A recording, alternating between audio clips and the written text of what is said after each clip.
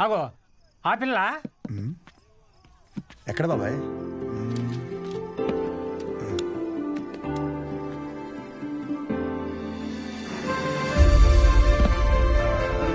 బాబాయ్ hello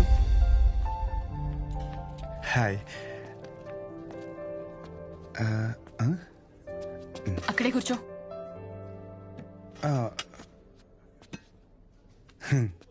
night అక్కడ నీకేం పని? ఓ నేను రాత్రా అది డ్రగ్స్ గురించి ఏదో చిన్న డౌట్ ఉంటే వచ్చాను. అచ్చా, ఎస్. నిన్ను అలేఖ్య దగ్గరికి వెళ్ళమంటే నా దగ్గరికి వచ్చావేంటి?